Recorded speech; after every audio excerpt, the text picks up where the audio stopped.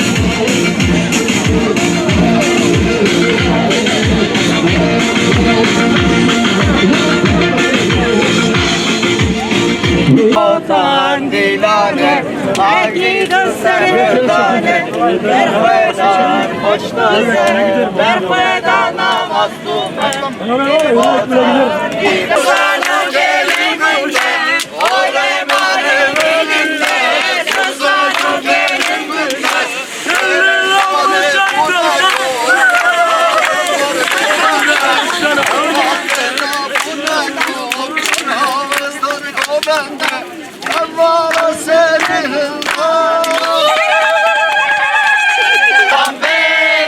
Agın takır.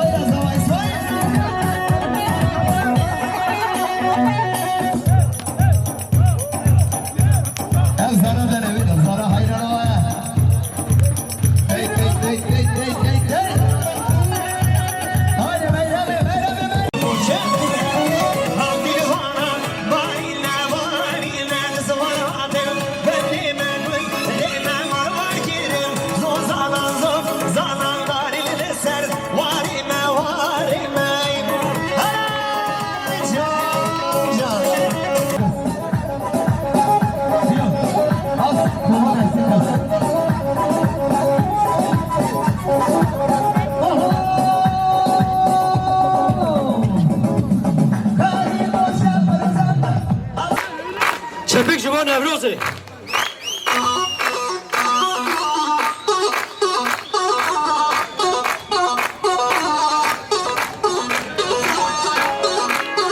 Hemen o kuvveti sıra vegerin. Harayı geniş tutalım.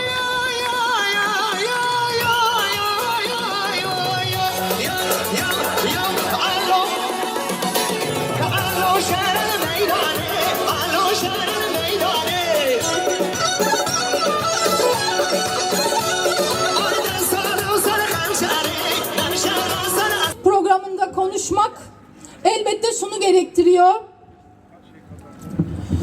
Revşan'ı anmayı gerektiriyor. Zekiye'yi anmayı gerektiriyor. Diyarbakır zindanında 3 kibriti hatırlamayı gerektiriyor.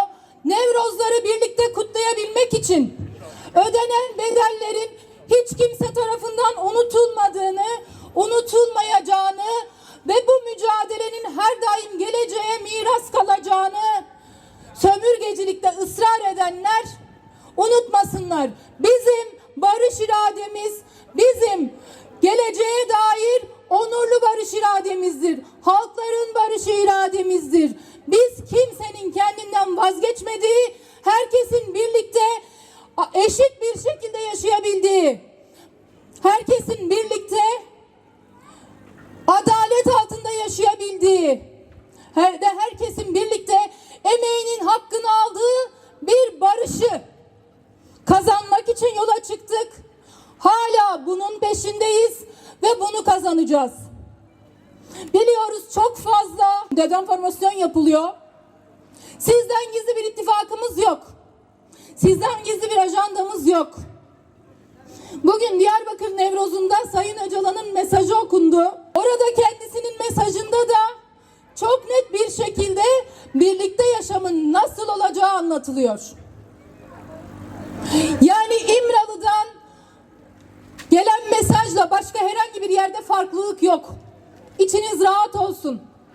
Bizler Türkiye ve Kürdistan'da işçi sınıfının, kadınların, gençlerin, çocukların hakları ve geleceklerinden vazgeçmeden, ana dilde yaşam hakkından vazgeçmeden, Kürdün, Kürdistan'ın statüsü mücadelesinden vazgeçmeden onurlu bir barışı inşa etmek için uğraşıyoruz.